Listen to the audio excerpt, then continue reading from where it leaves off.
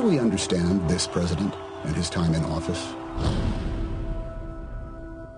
Do we look at the day's headlines, or do we remember what we as a country have been through? The president-elect is here in Chicago, and he's named the members of the economic team, and they all fly in for the first big briefing on the economy.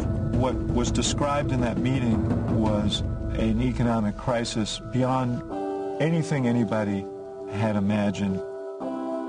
Our time of standing pat, of protecting narrow interests and putting off unpleasant decisions, that time has surely passed. His advisors would ask where to begin. Which urgent need would he put first? Which is 1, which is 2, which is 3, which is 4, which is 5? Where do you start? If we don't do this now, it will be a generation before 30 million people have health insurance. If the auto industry goes down, what happens to America's manufacturing base? What happens to jobs in America? What happens to the whole Midwest?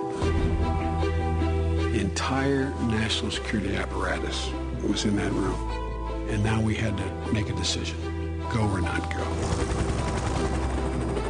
As he walked out the room, it started to dawn on me, he's all alone.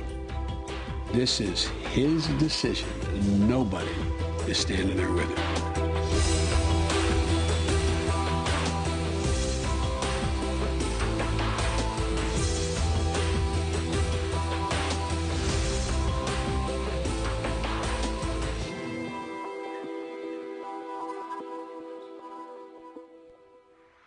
All right, that's a little bit of the documentary, a little bit of the Obama campaign documentary. Let's discuss it with our CNN White House correspondent, Brianna Keilar. Brianna, what jumps out at me in this trailer is the opening line by Tom Hanks.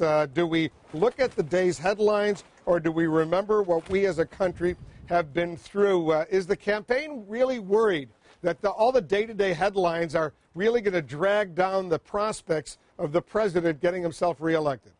I think, Wolf, if the campaign had its way, that would not be the metric by which they would want voters to judge President Obama. Instead, you see them here really trying to create enthusiasm and excitement and really kind of a mood by evoking some of these iconic and historic moments that have happened in the Obama presidency, especially as polls show the campaign is really facing an enthusiasm gap compared to what they had in 2008. And I asked White House Press Secretary Jay Carney today about this strategy of perhaps avoiding headlines, and he laughed off the suggestion. It's narrated by Tom Hanks. It's an Oscar-winning director. Is the everyday defense of the president's record not getting through? Are you suggesting that I'm no Tom Hanks?